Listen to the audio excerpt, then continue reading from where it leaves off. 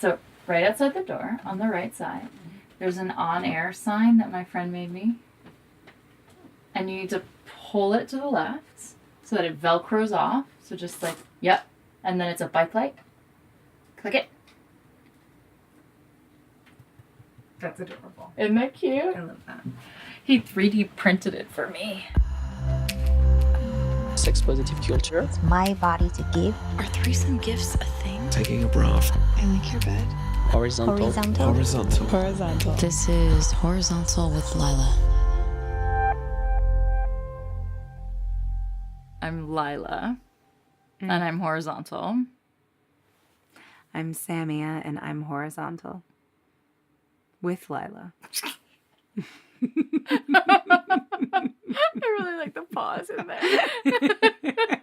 I was like, has she heard it that many times that she's going to remember? I got you, boo. Yeah, girl. You make a good show. Horizontal is a podcast of intimacies recorded while lying down. You can think of it as consensual eavesdropping. Together, we're making private conversations public in order to dispel shame, diminish loneliness, and alchemize human connection. Brene Brown, the world-renowned researcher, storyteller, and expert on vulnerability, shame, and courage, states that shame in a petri dish needs 3 things to survive: secrecy, silence, and judgment. But if you put the same amount of shame in a petri dish and douse it with empathy, it can't survive. I envision this podcast as a douse of empathy. In this episode, I lie down with Samia Mounts in my bed at Hacienda Villa, the sex-positive intentional community in Bushwick, Brooklyn. Samia is a singer, actress, voiceover artist, creator of music, and a polyamorous podcaster of political proportions, with a voice built for stadiums and arenas. She's currently based in Korea, so I was fortunate enough to get horizontal with her when she was in town to sing at the Kennedy Center. She's a bisexual babe, a military kid, a half-Jordanian woman who grew up largely in South Korea, an advocate for nontraditional relationship structures, and a great believer in horizontality. You may remember that I enthusiastically recommended Samia's political podcast, Make America Relate Again. In it, Samia did something that I'd never heard before in my life. She had respectful conversations about politics with women who voted for Donald Trump. Pretty much all the political conversations I hear between liberals and conservatives are acrimonious and combative. Make America Relate Again is based on the premise that if we can communicate respectfully with people whose viewpoints frustrate, enrage, or sadden us, we can cultivate more compassion in this sorely divided country of ours. And if we stoke the fire of that compassion, we can work together to create positive change. Samia managed to put the humanity back in politics for me. I am impressed and astonished that she had the reserves of compassion and empathy to engage wholeheartedly in this venture for 2 entire seasons. I find her to be brave in a way that I am lacking, and this had me tuning in.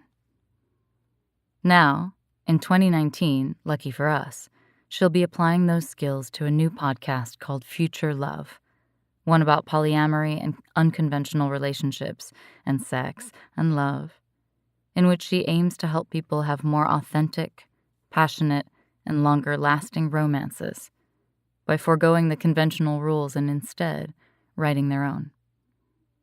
To be apprised when her new podcast launches, and for all things Samia, including her articles about polyamory for HuffPost and Refinery29, point yourself to samiamounts.com and sign up for her mailing list. Let me spell that for you. SAMIAMOUNTS. SamiaMounts.com. Since our episode was recorded in my room, you'll get a little local color from the Symphony Orchestra of Bushwick. But when you hear the crackling sounds of a Yule log, that's actually Samia vaping. In this first part of our episode, we discuss growing up as a horny little beast on a military base, playing lumberjack, dry humping girls at 8, coming out as bi at 14, this being the year of The Purge, a play I was in called An American Family Takes a Lover, sex at dawn, my new fashionable friend, ordering food while fucking, Samia's night before with her new 48-year-old lover, we call him Wild Man, being multi-orgasmic, and cultivating lifelong sexy relationships. We cover a lot of ground. To listen to the second part of my conversation with Samia, which will be released next Friday as episode 60, in which she tells me the most epic love story of her life and the most epic friend love story of her life, become a patron of the Horizontal Arts. Patreon is the love child of crowdfunding and a subscription service. As a $5 a month patron, you'll get a special RSS feed that you can add to your podcast player, and it gives you exclusive access to all the episodes, every part 2, going back to the beginning, including part 2 of this conversation.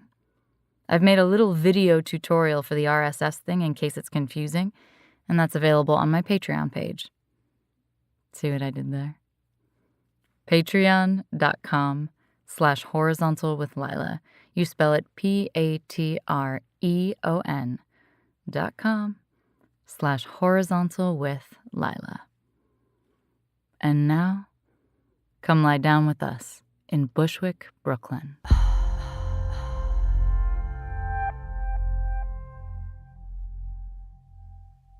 You honor me. Thank you. I'm also high. Woohoo! So this is the first episode that I've recorded while I'm high. This is the first recorded evidence of the fact that I am nearly always the devil on everyone's shoulder. Oh, wow. Yeah, well, Samia comes over and she's like, oh, by the way, I'm high. That's why I couldn't remember what I just said. No, I lost track of your story. Oh, that's And why I felt couldn't so remember bad. what you just I had said. no idea what you were talking about. And I had to ask clarifying questions for things that you had just explained. So I was like, well, I better tell her I'm high. That'll make this make sense. And then I didn't want her to be in a different considerate. planet than me. So And actually, it was good that the setup took so long because now you're baked and we're in the same place. Yay! yay! Any new lovers, you asked? You asked me that. There is a new lover. I do have a new lover. Wait, what? I have a couple of new lovers. I just was saying any new love. I wasn't asking about that yet. Oh, really? No. I thought that's what you said. Any new lovers. Yeah, That's such a Lila thing to say. I was beginning a sentence. Oh, go ahead. And it was any new lovers I have. Can't fucking sleep because of the train screeching around the bed. And they're like, is it always like this? How do you sleep? And I said, oh, I get used to it. You just have to give them like headphones with white noise playing or something. You can get used to crickets. You can get used to this. Oh, man, it's awful. I've never lived in an apartment in this city that had loud train noises right next to it. I'm so sorry. Mm-mm. That sucks. I've just always been really far away from the train. Oh, shit. I had a boyfriend named Christopher, who was a lawyer, who snored so egregiously that I had to put a white noise app on my phone and then put the phone right next to my face while I slept in between us so that I could sleep. Because it was so bad. If you'd stayed with that guy, you'd have gotten like brain cancer from your phone. We were once there was other bad things that would have happened. Oh, man. We were once staying at the University Club in Chicago, and I actually got up at 3 or 4 a.m. because I don't know what it was. Did I not have my phone? I don't know. But I got up at 4 a.m. and went to the library and spent the rest of the morning in the library trying to sleep. Oh, and then honey. writing because I couldn't sleep. That's amazing. You're amazing. Oh my gosh. I don't even know where to start with you. Hey, Lila. Hey. Any new lovers?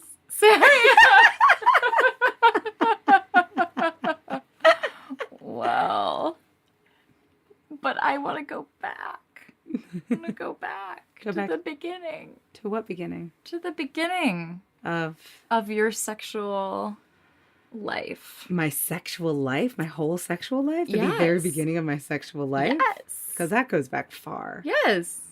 Okay. Well, let's see. I would say the beginning of my sexual life was probably when I was about 8 years old. And I became obsessed with genitalia and breasts. And I ring-led all my little girlfriends into playing like sexy role-playing games with me.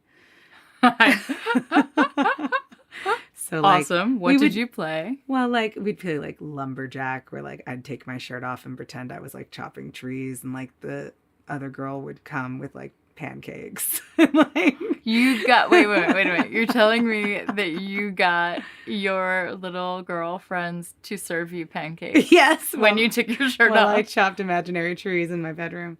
Yeah, absolutely. We would. Where did the kiss- pancakes come from? They weren't real pancakes. Oh, They were okay, for okay. pretending. Okay. They didn't even have a plate. Like we're not doing theater here. It's an imaginary game. Well, okay. It's more about the tension, you know. Sure. I was wondering if your mom made the pancakes. Oh no. Okay. My mom did catch me once though. I had one friend who was like as into these sex games as I was, and her name was Catherine. She was 6 years old. I was 8 years old, and we like one time got naked. We were having a sleepover. We were sleeping in my bed. And we got naked, and she climbed on top of me, and she was riding me. I have vivid memories of this. So I now am a person who knows what it's like to have a 6-year-old girl enthusiastically riding you while you're both naked. Okay, but I have a when memory of that. That's insane. yes, but we must Jesus impress the context that you were 8. I was 8. She was 6. We Yes. were both willing participants. Did not traumatize either of us. But my parents walking in did. They did not know what to make of that. They're like, what?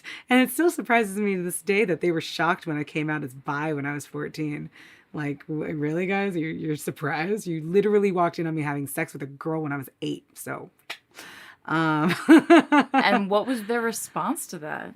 to the walking in or the bisexual coming out? Well, both, but first to the walking in on They you started and screaming. Catherine. They started screaming, and I think like the next day or a few days later, my mom tried to have a conversation with me about sex.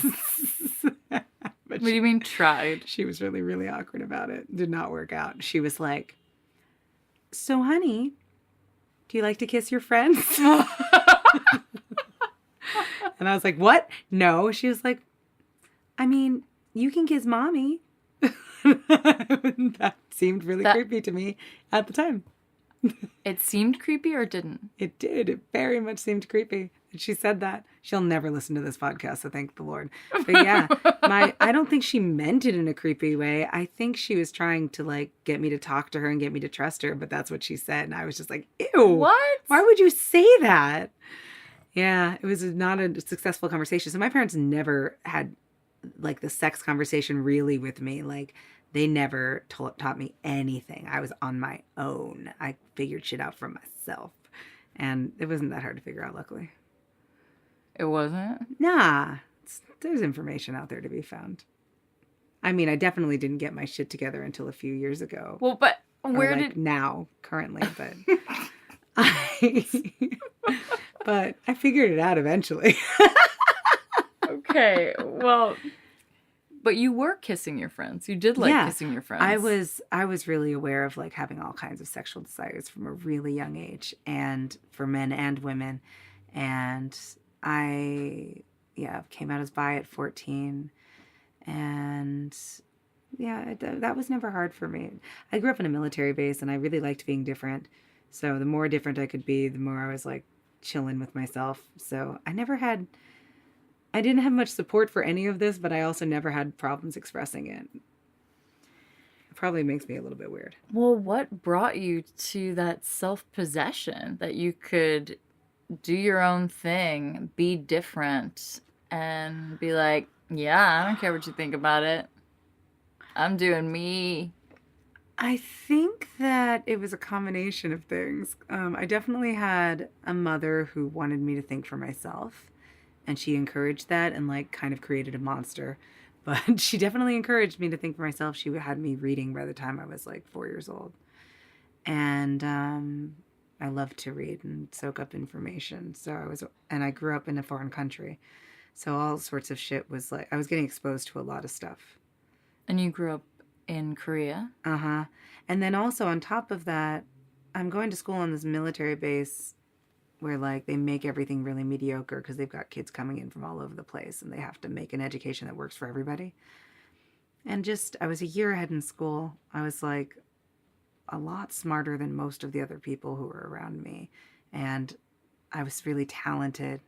And I think I just sort of like had a sense that I was important and special. My mom always told me I was important and special too. So like I think it's a combination of things.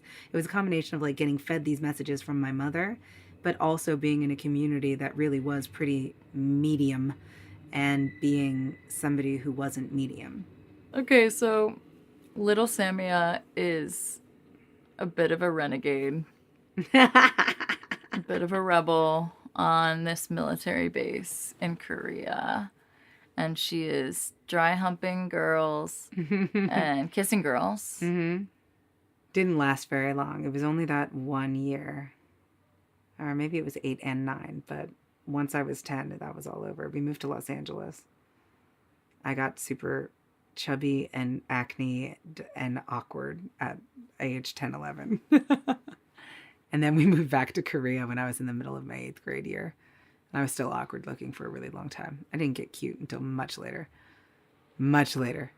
So then, like, I was still this horny little beast, but I was, body image issues came to play when I was a teenager, of course, and, like, didn't go away until my late 20s. So that put a damper on things sexually. But for the last 9 years, I've been like, woo! So happy and having a great time. The men that I know who were fat as kids are really just extra kind, I think, because they remember what it was like to be shunned. Oh, yeah. And also have a really hard time coming to see themselves as desirable, even though outwardly they're getting all these signs that they are, and signals and feedback and sexual attention. Did you have anything like that? Not so much. Not so bad, because when I finally got my shit together and got in shape and got my body to where I wanted it to be, I did it from a place of really valuing myself. Like the epiphany was not, oh my God, I figured out the way to lose weight. The epiphany was, by doing this for myself, I'm giving myself a better chance to achieve all of my dreams and goals in life. And that's what I want to do for myself, because I'm worth that. Like I was doing like meditations where I was like thinking of my little childhood self and like, how would you take care of this little girl? You know? And everything came clear to me. And that was when I was 26.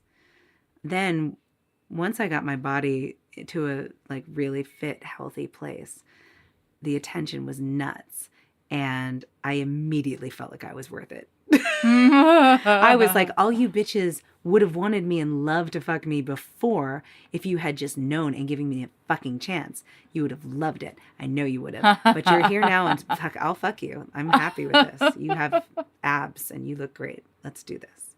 And I started getting attention from all these boys that I'd never gotten attention from before. I'd always gotten a lot of attention from attractive women, but I'd never gotten a lot of attention from like really physically attractive men.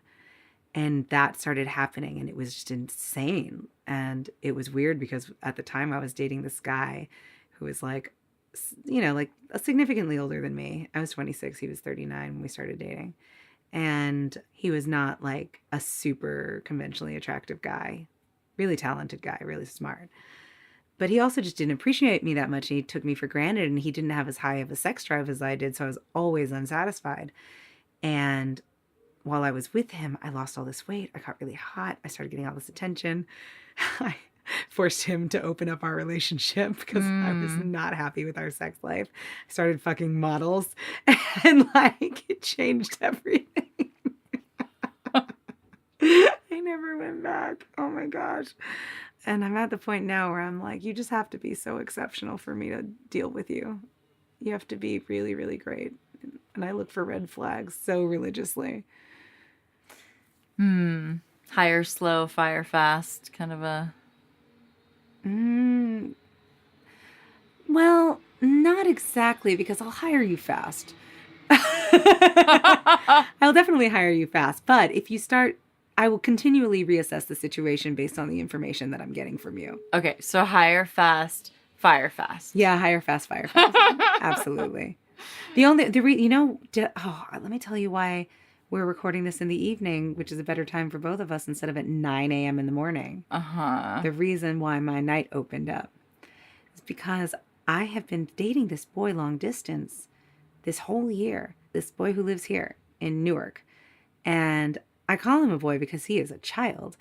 He spent this whole year telling me how much he misses me, how much he wants to see me, how it's so hard to not have me around. We started dating right before I moved back to Korea in January. So it was like, oh, you're really great, bye. You know? I think you mentioned that when I came over to your house and you gave me all your clothes. Yeah, and to my surprise, we kept on talking. We were video chatting. It was getting really deep. It felt that way anyway. But then this motherfucker... A few weeks ago, I was trying to plan my time with him on this trip because I knew it was going to be really busy. And he was telling me he would probably only be able to see me one time in the whole week that I'm here because he started dating a girl and he told her about me and she wasn't cool with me coming into town. And she told him that if he spent time with me, she would stop watching his dog, which he needed her to do so that he could work longer hours to make more money because he's trying to get out of New York. She would stop watching his dog if he hung out with me, even though the deal from the beginning of their relationship was like, I don't do monogamous relationships. Like he told her that. And I have this girl. It's really important to me. She lives in Korea. You know, he told her everything anyway. And I don't really have a reason to believe he'd be lying about that. But anyway, so she threatened him with this thing. And I was like, if you want to play it this way, then play it this way. But that's not super cool. So, I think, though, when someone tells a person, hey, there's this person who's really important to me who lives really far away, I think instantly, if that person is more monogamously minded and they're not thinking as a poly person or as a non-monogamous person, they're like not a threat. They're super far away. maybe. And then when it's they're an actual real person who's landing Yeah. on a plane in the city, then it becomes Well, it was some too real. It was some bullshit, and I was like, "Get your priorities in order." But do what you want. Like, I will assess the situation based on what you give me. So I was waiting to see what he's gonna do, and he ended up breaking up with the girl and was like, "I can definitely see you for 2 nights." Great. 2 nights. That was all I wanted, Lila. This is the thing. I don't ask for much. I wanted to hang out with him 2 nights. I thought for at most I can spare 2 nights. He was like, "Well, I might only be able to see you for 1 night." I was like, "Well, I mean, I'll take the 1 night." But, like, you really can't do 2 nights in a week? Like, we've been talking all year. Are you sure? Because of this situation? So anyway, he resolved that. But then I get here, and we're supposed to hang out on Sunday and tonight, which is Tuesday. On Friday, I text him, like, "Hey, should I drive over to your place on Sunday? Or do you want to come pick me up, like you mentioned?" And he was like, "Driving over would probably be best, but I'm going to be 100% honest with you. If I don't meet my earnings goal, I won't be able to see you. I'll probably make it, but I'm stretching myself too thin. Just a heads up."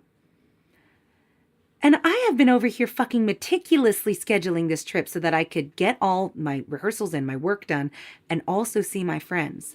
So many friends. And I have other lovers here besides him. And I have been coming, like the last visit, I didn't see any of them because I spent time with him. So you're going to tell me I might cancel last minute and expect me to keep those plans? So I said that's not super cool. If there's a chance you're going to cancel, let's just cancel it and we'll just hang out on Tuesday. And he got so offended by that.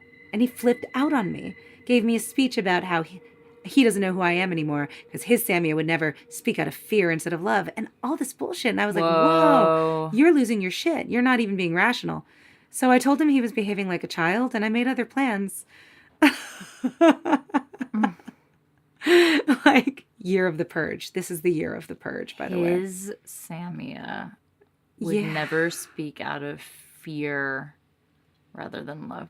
Because I said it's not considerate or respectful to ask me to remain committed to plans that you are not committed to. And also, I didn't even call him out on this, but he basically said that money is more important to him than me. And I'm so not down with that attitude.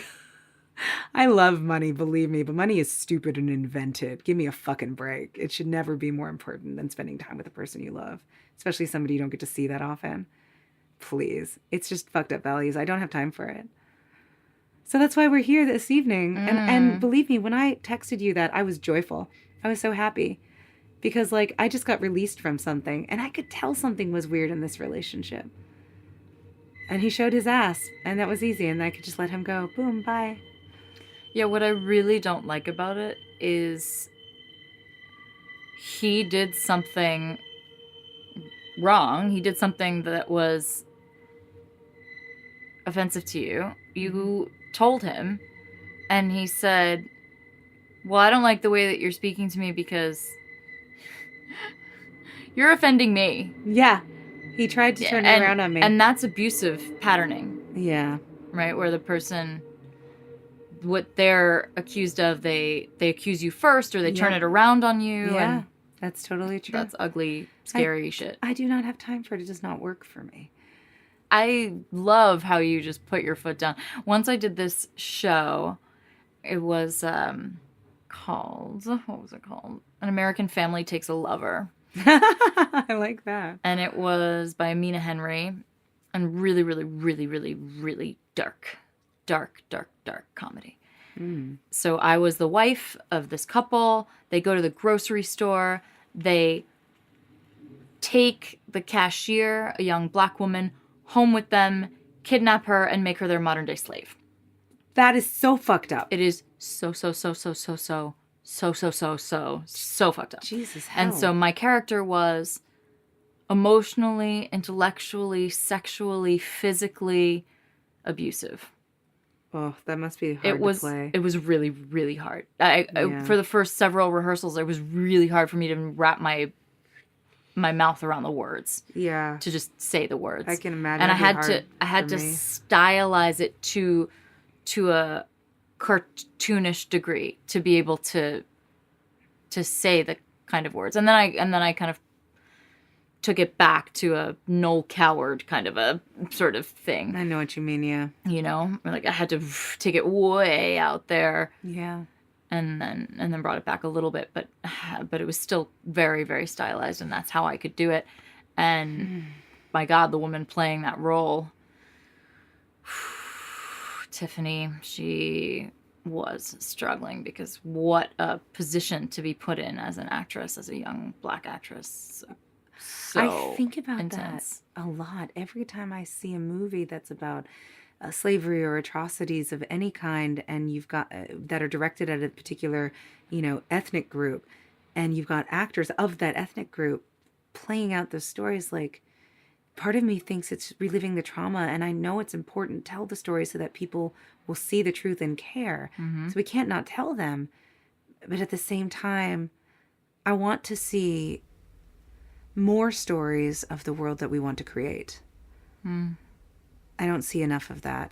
And I think that's something that I'm leaning towards in my artistic pursuits. One of the things that was really beautiful to me was it was the first time in my life that I would go out with a diverse group of people, because we'd all go out after the show, after every show, and talk about race. And I hadn't done that.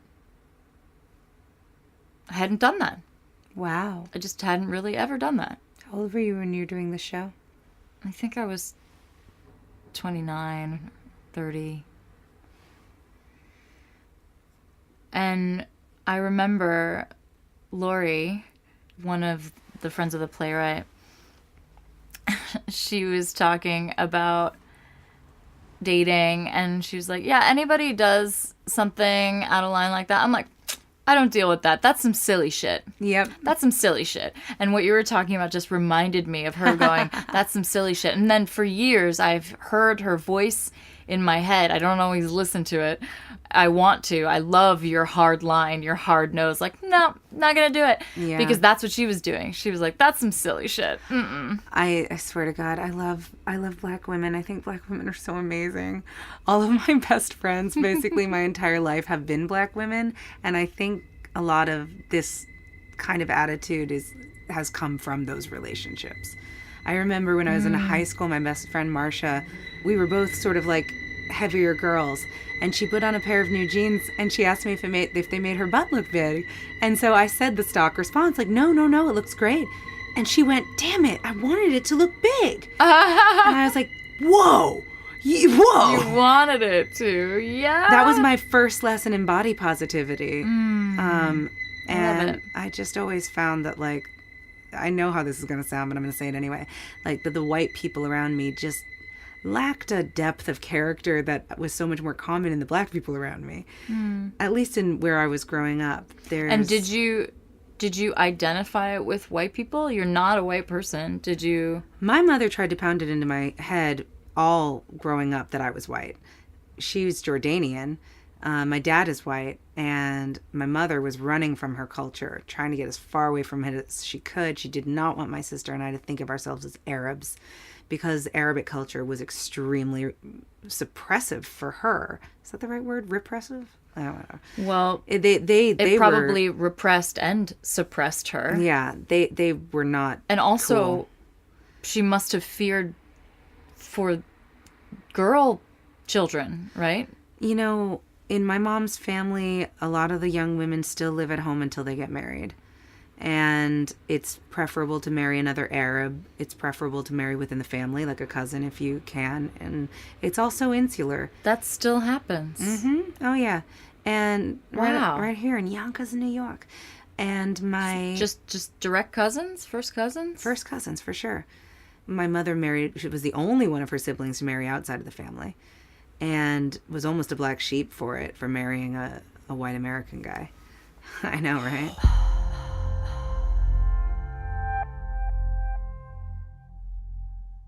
Yeah, she didn't want us to think of ourselves as Arabs, so, but at the same time, she wanted us to think of ourselves as exceptional and different. So I quickly latched on to not being white, because I saw a lot of white people around me all the time, and they were pretty basic.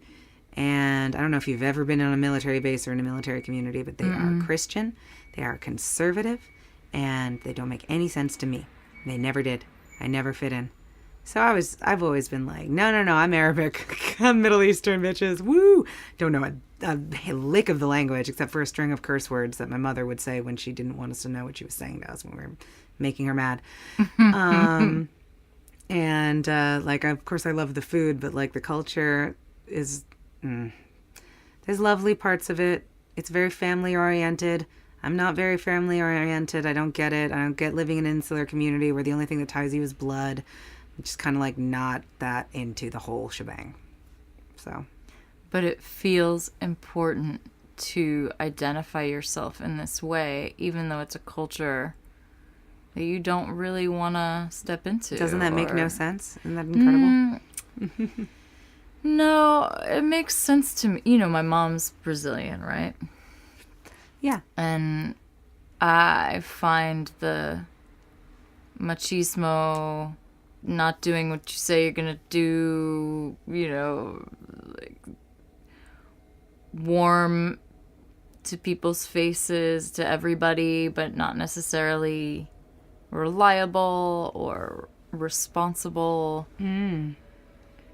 Respecting your sisters and your mother and your grandmother to a great degree, and yet treating women as disposable when you fool around with them. There's a lot of things about that culture that I really that repel me, you know. A lot of American men treat women as disposable when they fool around with them too. But that all goes back to the fucked up way our society deals with sex and relationships. Yeah, but there's something different about it, and I think it might be the hypocrisy that I see inherent in treating your sister with such respect Right. and then her friend with such disrespect. Yeah.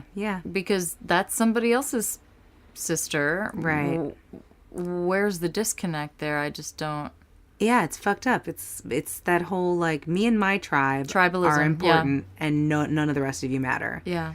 And that's what's gotten us into this fucking cesspool of nightmare politics we're in right now. It's probably the cause of most of the ills. It is. I think it is. I think it goes back to those exact kinds of tribalism. And yet it feels The so patriarchy good is part to of be a tribalism. part of a tribe. To have a community, to be accepted, to be cared for. You can be part of a community without being xenophobic. Yes, of course. You know? You can be part of a community that supports and uplifts other communities and intersects and loves and recognizes the inherent value in all human beings. It's not that hard to do. We're just not doing it. We could fix all the problems in the world literally tomorrow if we wanted to. We know exactly how to do it. We just stop spending money on weapons. Spend that money on making sure everybody on the planet has basic human dignity and access to resources and healthcare. And boom, all the problems are solved. Whoa. Boom. Well, the environment's still... Yeah, we have the fucking solutions to that too. We're just not doing it. We just have to say goodbye to the fossil fuel industry and use the technology we've already developed to do things cleaner. We could literally do it tomorrow if everybody agreed that that's what's in everyone's best interest.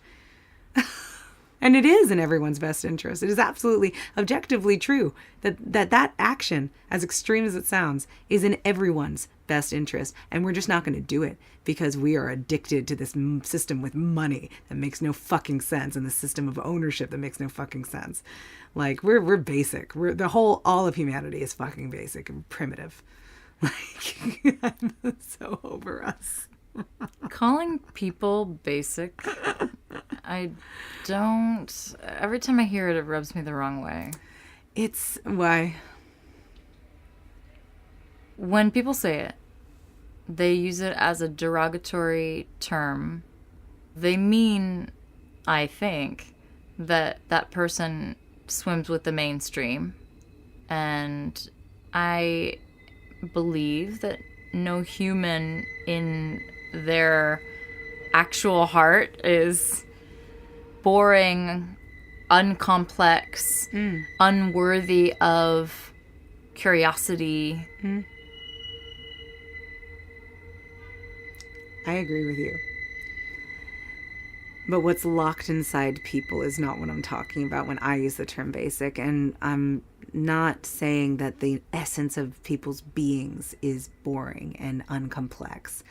What I'm saying is that people aren't thinking for themselves. People aren't questioning enough conventions. People aren't questioning the systems we have in place. Because it is a fact that we know exactly how to solve all of our problems. The only thing that is missing is the cooperation of everybody on the planet. People just aren't thinking things through. People are complacent. And that's what I'm referring to. And also just being addicted to things that are so clearly not worth like worth being addicted to. Like we've got a president of our country right now who is a man addicted to the image of wealth and power. And it's so clear from his behavior, from his words, that that's what it's all about for him. It's about him. It's not about anything real. Like it's about stuff that was just made up. Wealth and ownership, these things were made up. They were invented. Nobody owns anything. Right. You can't take it with you. We all fucking die. Like, so why do we make life on Earth hell for most people? So that a few can live like kings and queens. It's silly.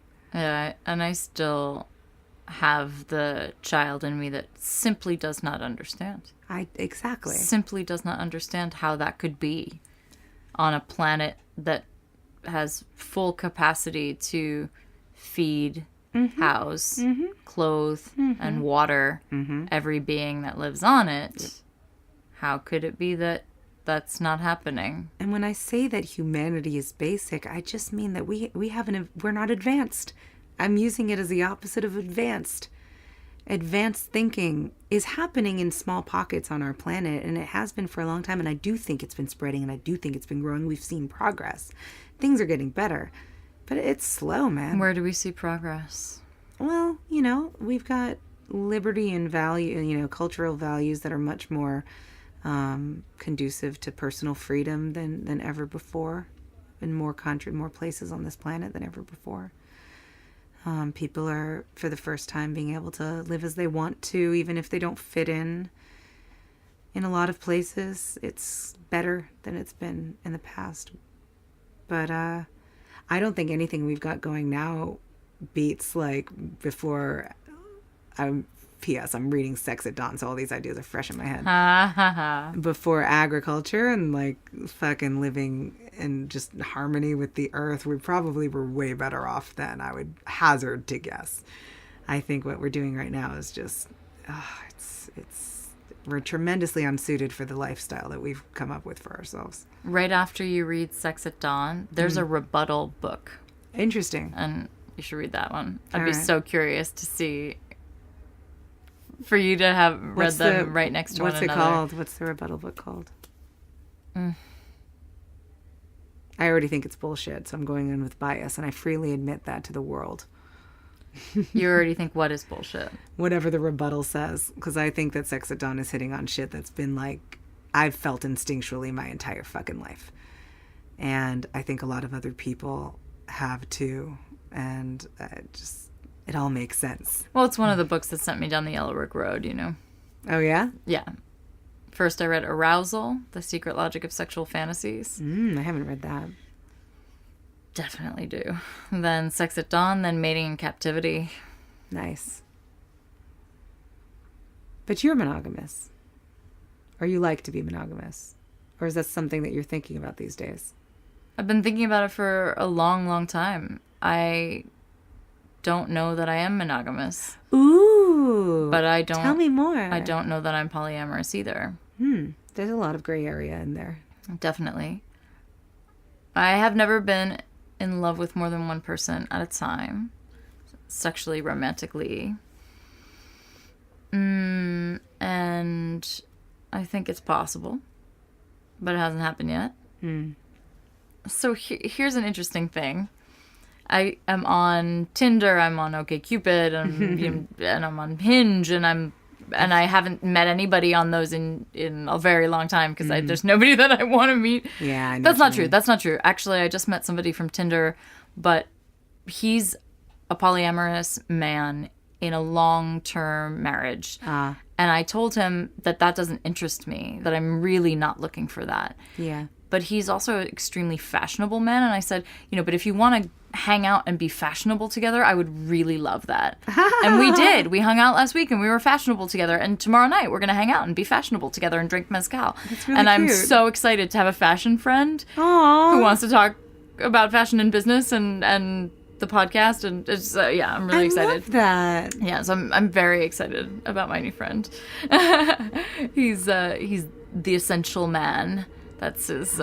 Wonderful. And he teaches men, particularly men of color and many Asian men, about style. Huh. He's a personal stylist. Yeah. And a Fuck blogger. yeah. That's great. He's I know. straight? Yes. He's a jackpot. See, I would be interested new in a friend. relationship with a man like that. Like, I love men who are in stable marriages because that means I don't have to see them that often. It's great. But if I want to see somebody, I want to see them often. I don't have time, which is what it comes down to. I hear you. I don't think you really do either. Have time? Yeah. It's very, I see how you hustle, Samia, girl. it's very possible that I continue to choose men who are mostly unavailable to me because I never have to make too much room in my life for them. I mean, I suspected I was doing that for a long time before I began to own it. And I can't tell you for sure if I was doing it on purpose, but I can tell you that now that I am fully owning, I'm a busy fucking woman. I don't have that much time for dating. Yeah. I want my dating to be chill. I want it to be passionate. I want you to fuck me. And I want you to be nice to me. And that is literally all I ask. And if I really, really like you, like if I'm falling in love with you, I want to see you once a week. That's all I got. Oh, you're so clear. I love it. That's a lot. That's asking a lot to do once a week. Of you. Yeah. Because I got friends I need to see too, and I got multiple productions I'm involved in and work, and right. It's nuts. So right, and I've got a podcast and a community life and a community role and my teaching and my writing. You're so and, busy right. and you travel a lot. And I travel a lot. You're so fucking productive. Jesus. Oh my God, thank you for thinking that of me. It's I the often truth. think I am not productive. I know you think that. It's so funny. You say that all the time. But if you could just for a second, like, look at yourself as another person might see you. You're fucking making headpieces. You're going to Burning Man. You're writing these incredible emails that you send out that move people. Like, I fucking cried on the subway reading one of your emails recently. And like you're making this podcast every single week. You're teaching yoga classes. You teach beautiful yoga classes, Lila. I love your yoga classes. You're giving massages. I know, that's how we fell in love. You're performing at sex parties. You're doing all this shit. It's incredible. And you think you're not productive, please. Yeah. And you don't have time to see somebody more than once or twice a week, so don't even pretend. Well, I mean, hang on. I'm just saying. 3 or 4 times would be amazing. That's so much. That's so many hours. But what if it doesn't have to be so many hours? Like a little half-hour coffee date, Well, touch base. what if you have dinner and you have sex and it's 2.5 hours and then they that go? was quick dinner and sex. I don't know. It was. Because dinner in New York is 2 hours. So. Well, what if you don't go out to have dinner? Oh, you know what? My favorite thing is like you meet at one of your places. And you start having sex, and then while you're having sex, over the course of the next 45 minutes to an hour, you eventually order food, and then wait for it to come, continue fucking. Yes. And then when it comes, you eat, and then that's the end of the date. Oh, it's so good. It's so good. It's so good. And then you're also following Dan Savage's rule, fuck first. Absolutely, always. Right, and fuck you first. doing a fuck first. And Kenneth also has this thing, right? So he always starts with, and I got to slide into the food portion of this the other day because he actually got stood up. It never happens to him. He was like, he was shell shocked, and so and I just came downstairs looking for snacks, and he was like, "Oh, you lucked out." Because I got stood up. I'm stress eating. This beautiful. No, not at all. He had made this beautiful platter, right? So he starts off with a little bit of wine and fruit and like cut he up made it fruit for the and date that nuts. stood him Oh, up? he had this platter. Oh, what a And it was gentleman. like gorgeous. I don't even know what the name of some of the fruit was. It was and cut up pear and little caramelized pecans. It was delicious. wow. And then they would fuck, right? We didn't do the fucking part because we don't do that. And then there was a proper dinner of salmon and bok choy and, whatever else was in the dinner. This is what I appreciate. So he makes sure you have enough fuel, but nothing, of course, nothing gassy. Right. And nothing that would affect your ability to pay attention, and nothing that would affect your ability to, have the stamina, right? You're not all your blood is rushing to your digestive system, and then you fuck, and then you have a dinner. Oh, lovely.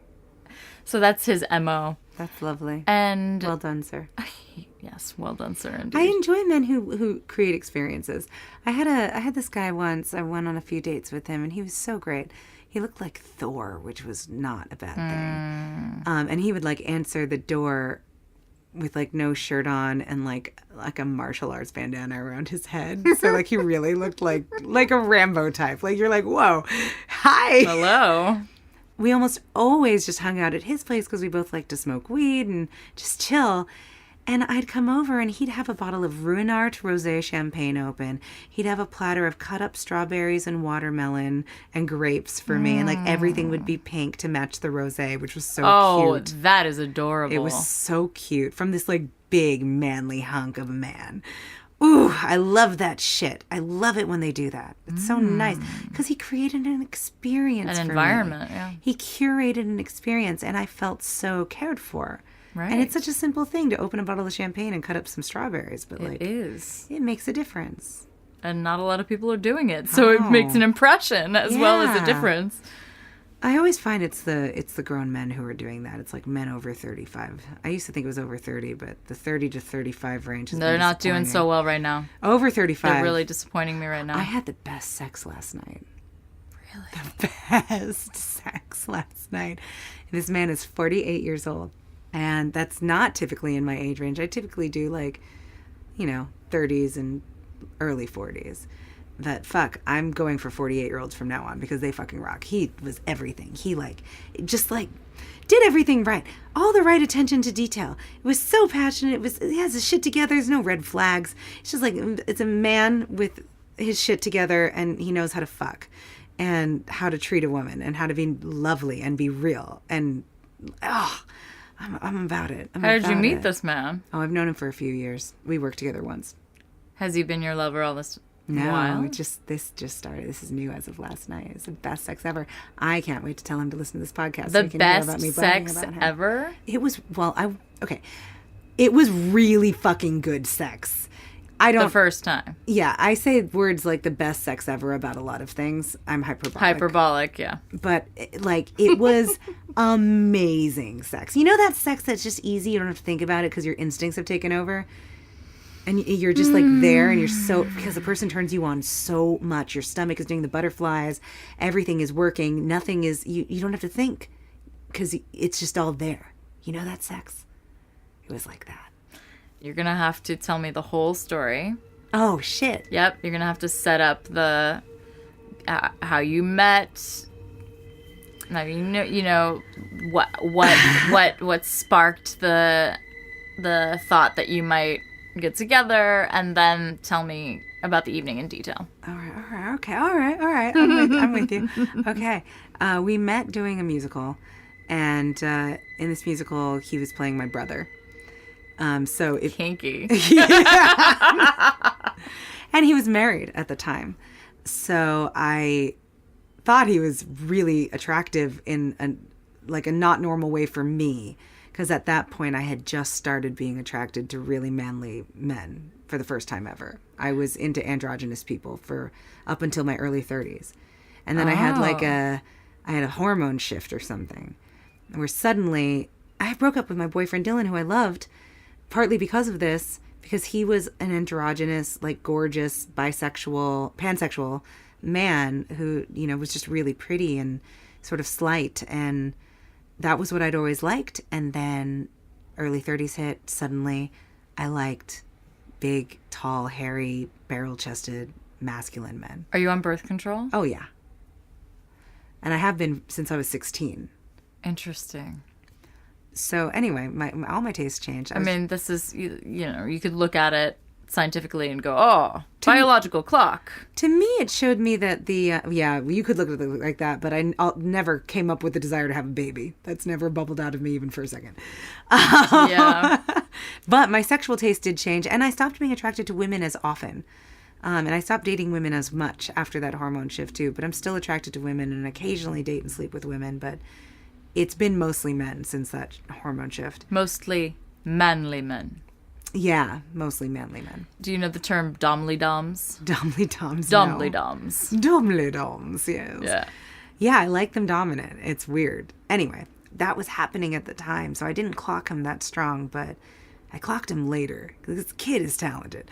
So This kid. he's This 48-year-old kid. so in this musical we did together, he was playing a very angry, very scary, violent, dangerous man, and he's playing my brother. And I find very dangerous, violent men in musicals super hot. Give me a Jekyll and Hyde. I want to fuck Hyde. Okay. Sweeney Todd. Sweeney Todd, I want to fuck so bad. I love the musical theater psychopaths. I don't know why. I fucking love them. They're so sexy to me. So he plays musical theater psychopaths really well. And he's got this crazy voice. He's so, so, so talented. He can do anything. He's tall and sexy and great. So like much later after we worked together, I asked him out for a drink. Can we call him something? Let's call him James. Can we call him something Okay, fun? let's call him... That relates to, I don't know, some physical characteristic or like... Can we call him manly man? So manly man. My mother would say that he has a wild look in his eyes. So wild man. Wild man. We'll call him Wild Man. Okay, Wild Man. Wild Man. Oh my God. Maybe I won't tell him to listen to this. No, now you have to tell him. Wild Man. I heard that he and his wife split up, so I hit him Through up. Facebook? Yeah, so I hit him up and I asked him out for a drink, but he had a girlfriend already. Wait, you asked him out for a drink when you were from Korea? No. This is when I was still here. And Wait, you did not clue us into the timeline at all? I told you it was years ago that we worked together. Okay, Years but ago. yeah, but then how long after did they break up? That's I'm not sure. I don't remember. It was a while later. A couple years later. I don't know. Some time passed. They broke up. I asked him out. He had a girlfriend. Anyway, whatever. Then at one point, like, we were in touch a few different times over the years, but always through Facebook, and I never saw him. But then once he flirted with me. And that was like this year, a few months ago, while I was in Korea. When was this? This is this year. No, but like this summer, maybe? under what circumstances? I don't know. Like, I think it was on Facebook. I think I liked something or he liked something of mine. And we started messaging and he flirted with me. And he asked me if I wanted to meet him for a drink. And I was like, oh, I live in Korea now. So no, but I'll hit you up the next time I'm in town. So I hit him up. And he was so easy to get in touch with. He was so easy to make plans with. He was just like easy to deal with, which I really fucking appreciate. Being elusive is not sexy. After Mr. Newark. Oh my God, so annoying. Yeah. Yeah. So Wild Man.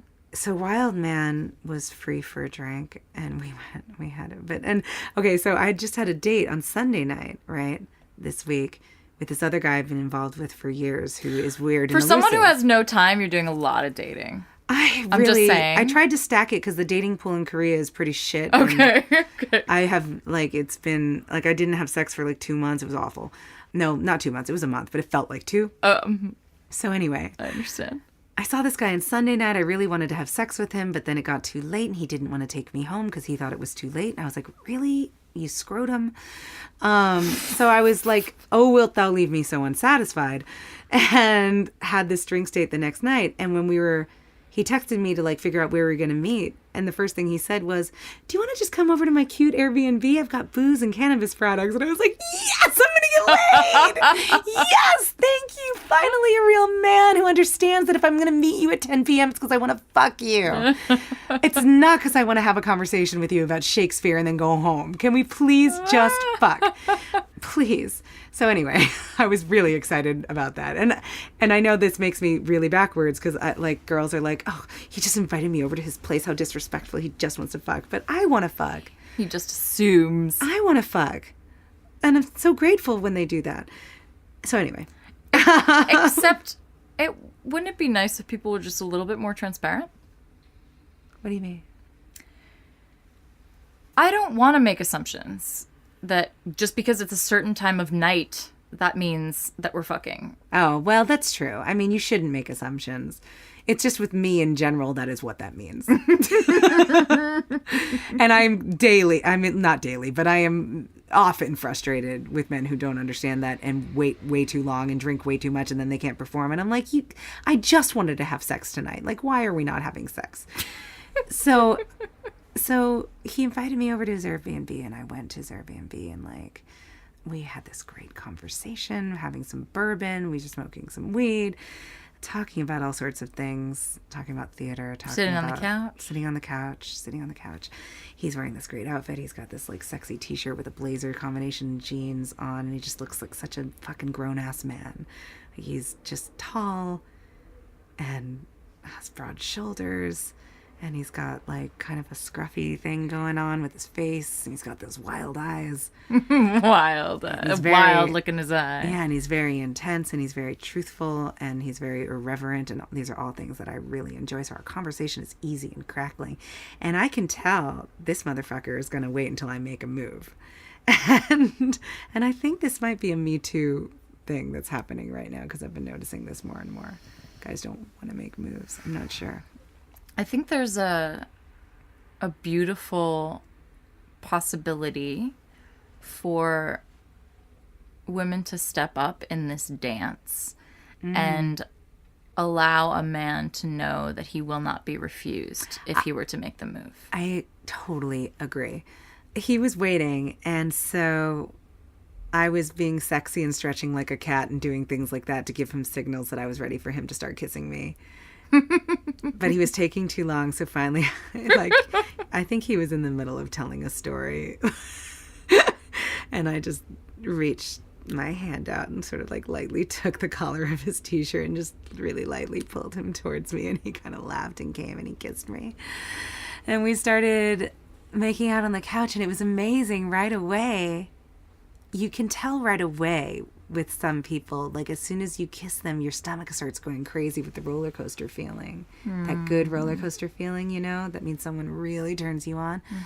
I don't get that feeling very often. There's so few people who have made me feel that way, where it comes in waves, and it's just so easy. And I was like, oh shit, I'm gonna fuck him forever. And he seems to be perfectly in line with where I'm at as far as how I'm conducting my relationships. Because from my perspective, like, yes, this dude lives in New York and I live in Korea right now, and I'm planning on moving to LA in a couple of years. To me, that's not an inhibition to us having like a wonderful, possibly lifelong, sexy relationship. Because as long as we like fucking each other, we should just keep fucking each other when we can see each other. If it's really good, we'll visit each other, you know? Dude, this motherfucker was totally thinking the same thing. Because last night he's talking about, maybe I should live in Korea. Oh. And I said, and he would never come and live in Korea because he totally doesn't need to. He's killing it over here. And I said, well, you don't have to live there, but you can definitely come and visit. And like, based on how good last night was, I could see that fucking happening. And I'm going to be back here in like 5-6 months. I'll always come back to New York for things. So I just see now, assuming he stays as chill as he has been, I'm always chill. I just want things to be fun and sexy and drama-free. I think that we could fuck each other for the rest of our lives. I'd be really happy about that. I will fuck him for the rest of my life. It was so good. I only started with the making out, but the rest of the sex was so good. Like, he just knew what to do. He just knew, Well, tell me more. All right. You know how a lot of younger men want to just skip right to the fucking? And they don't realize that a woman needs to be warmed up. This grown man understood that a woman needs to be warmed up, and he I like it when they eat you like they're starving and you're the best food they've ever tasted. And I like it when they start with that, and then after they've made you come once or twice just that way, then they start with the fingers, and they make you come once or twice that way. This is what this guy was doing. He was just giving me the full everything, and this was all on the couch. So you don't get too sensitive after having a clitoral orgasm. I can come and come. Damn. That was the other thing. He also told me I was the most multi-orgasmic woman he'd ever been with, and I'm really proud of that because I'm pretty sure he's fucked a lot. You sound like the most multi-orgasmic woman I've ever known. And this happened at the same time as that hormonal shift in my 30s that changed my attraction. Suddenly I could have orgasms with penetration. Suddenly I was having orgasms every time I had sex. Even if it was kind of bad, I would still come. What? Yeah, it's nuts. So I just come like a monster. And when sex is good, I can come like 30, 40 times in one session. What? You can, if you're doing it right, I can come every What? couple of minutes. Literally. 30, 40 times? Like every couple of minutes I'll come. And it's the full on. They vary in intensity, but contractions? typically they get stronger and stronger and stronger. And there comes a point where I'm so exhausted What? that I can't come anymore, and then the guy will come. I just masturbated yesterday, and I was super psyched that I was able to make myself come twice. I was like, oh my God, I've done it. When I masturbate, it's not like that. It's totally different. It's something about actual sex with another human being. When I masturbate, it can take an hour for me to come because I get distracted. It's true. I'll start thinking about all sorts of shit when I'm masturbating. I'll think about how I should do a certain line in Mercutio's death Really? scene in Romeo and Juliet. Like, I will think about how I'm going to schedule my next day. I'll get distracted, but I'm bouncing around from fantasy to fantasy. Ugh, I wish I could stay focused on fantasies when I masturbate. It's such a problem. But I also kind of use the time to, like, get all my thoughts out. It's like, it's my me time. Oh my God, I have an hour. It can takes me like 5 minutes. I can totally chill with my Hitachi magic wand for an hour. I don't do vibrators. I love vibrators.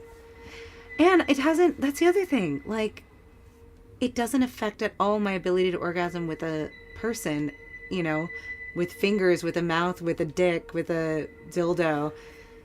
When I just stick with the Hitachi magic wand over clothes, it's such a different experience that they don't even relate.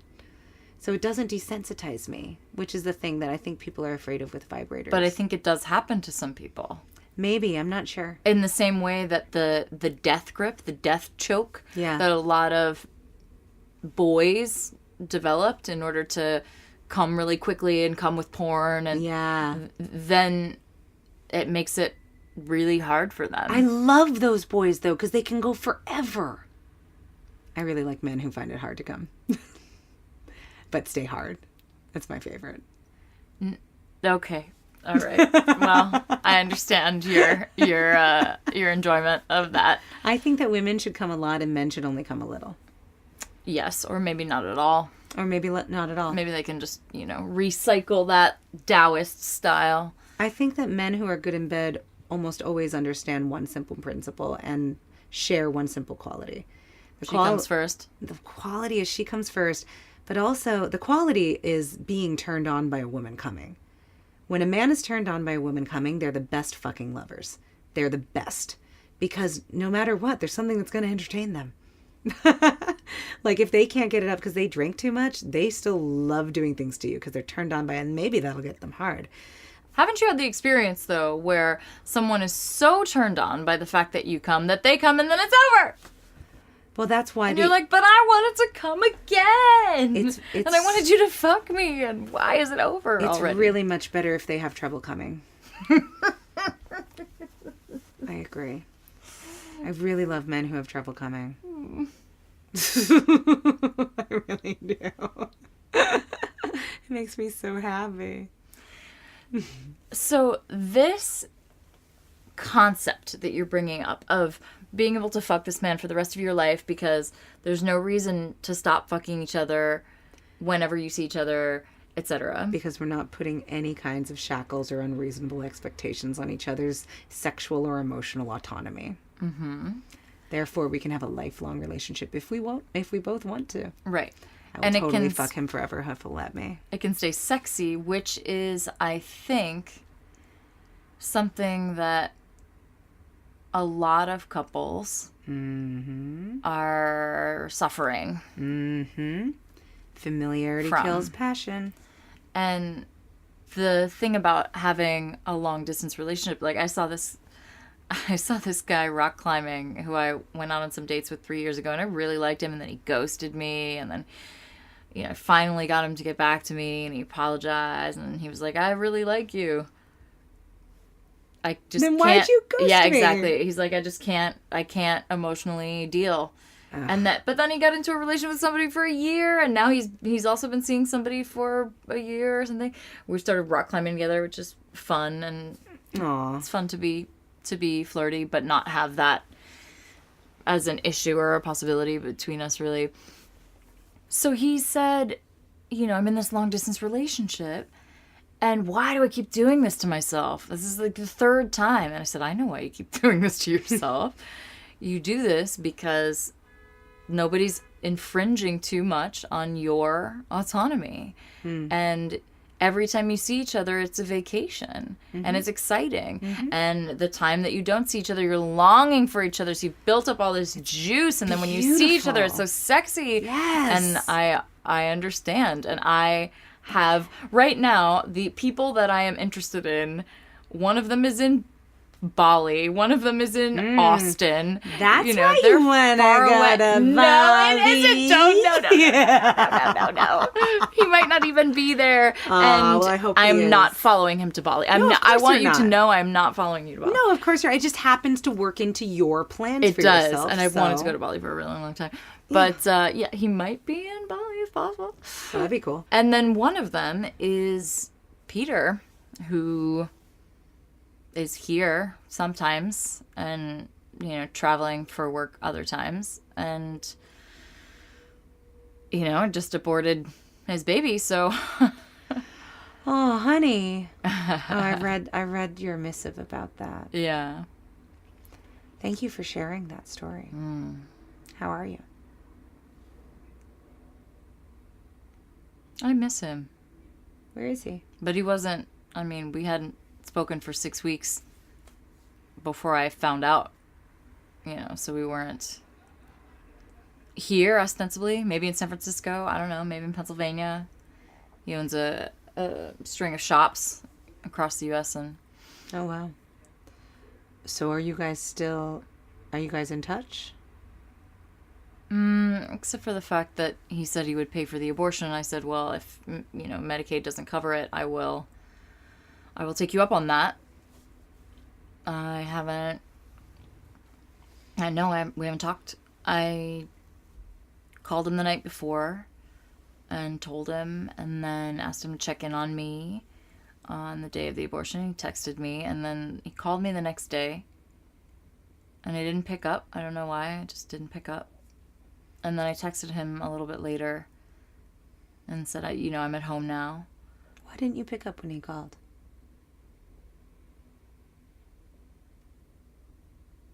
I don't know. I think there might be an interesting answer to that somewhere. I would have picked up. There must be more to it. I was in the street. I was walking to the subway.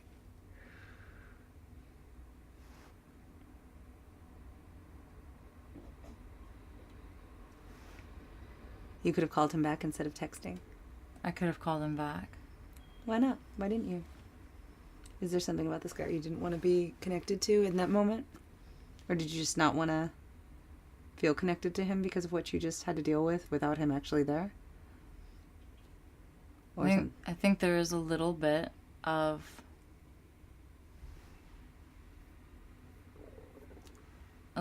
resentment. A little bit. He was in San Francisco, though, when I called him. My appointment was the next day. I don't think he would have flown back even if he had more time. I think he would have offered to come if he was here, but he wasn't here. Yeah. Well, yeah. And why didn't I pick up?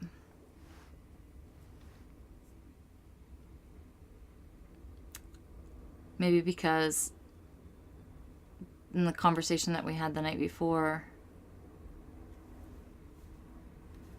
I asked him, what happened with us, and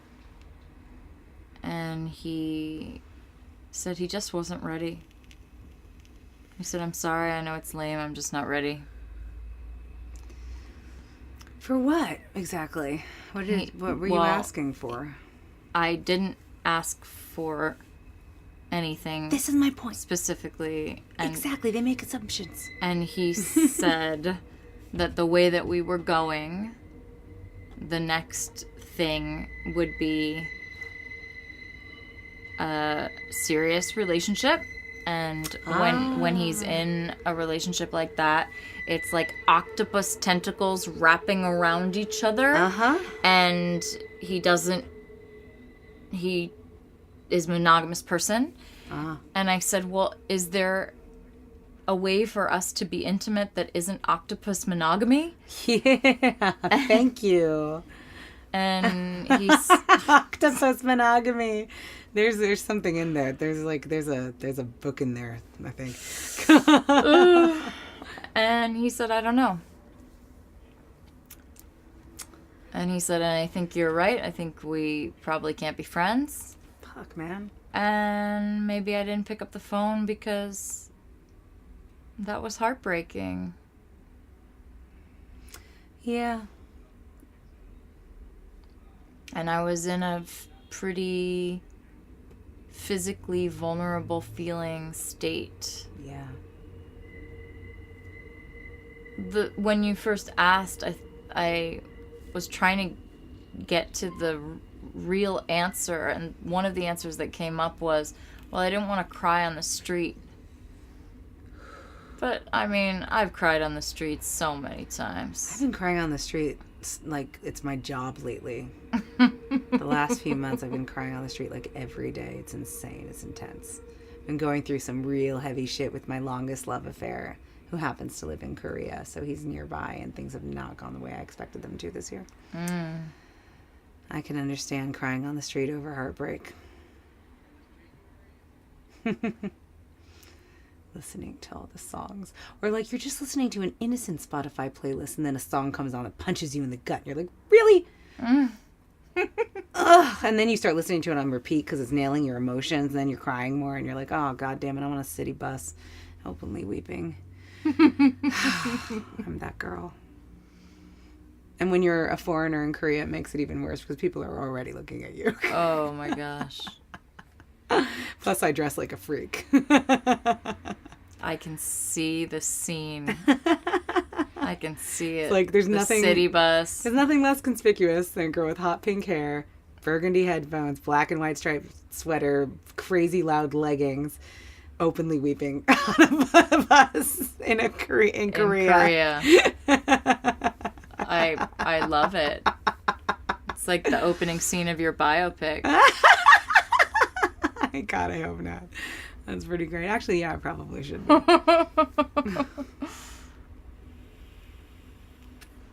Why didn't I pick up the phone? I wanted so much to. I hoped that this would bring us back together. Yes, getting rid of unwanted fetuses usually has that effect. Well, I mean, neither of us wanted this thing. I'm sorry you had to go through that, baby. But I don't think it's so ridiculous that I thought it might. Right? Well, because at the very least, it should have connected you guys that emotionally again. We both wanted to make an experience, but I went through it with my friends, not with him. I went through it with other people supporting me. Yeah, exactly. That's kind of the thing. Like, I have this habit, this tendency, and I think you might share this with me, of wanting the kind of support from a romantic partner that they can't actually give me in that moment, and wanting it from them above all others so desperately, even though I know intellectually that they're not even capable of giving me that. That's why I'm sad in the first place. Like, when somebody hurts me, my first instinct is to want to go to that same person for comfort. That makes no fucking sense.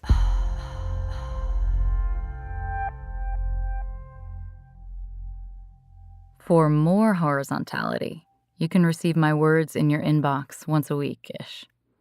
I call them missives, and they are full of my personal writing, bits of the show notes for each episode with links to the whole shebang, invitations to my live events, like horizontal storytelling and femdom BDSM kink tasters and intimacy games workshops, and horizontal photos, often in unexpected places. Sign up for all that goodness on horizontalwithlila.com And add Lila at horizontalwithlila.com to your address book. Because email servers are frustrating and strange and sometimes treat my email like a message from Mr. Jim Carlos who misspells your name as well as several third-grade words while asking you to wire money, which I'm pretty sure is not something that people do anymore anyway. Please rescue my thoughtful, well-crafted emails from the depths of folders like spam and promotions and updates. Thank you. And if you haven't been getting them, you might want to check those places to see if that's where they've gone. I also did a big email hygiene sweep lately, so you may no longer be on the list if you hadn't opened an email in a while. Here's the credits. Chad Michael Snavely edits Horizontal. Check him out on chadmichael.com. Shauna Shea drew Horizontal. Hire her through 99 Designs. Alan Markley scored Horizontal. Find him on Instagram as Plastic Cannons. For full access to all the Horizontal episodes going forward, including part 2 of my conversation with Samia, which gets pretty juicy, I must say, become a patron of the Horizontal Arts at patreon.com/horizontalwithlila. Patreon. Until next week, may you have someone or someones to love, something to do, and many, many things to look forward to. Thanks for lying down with us.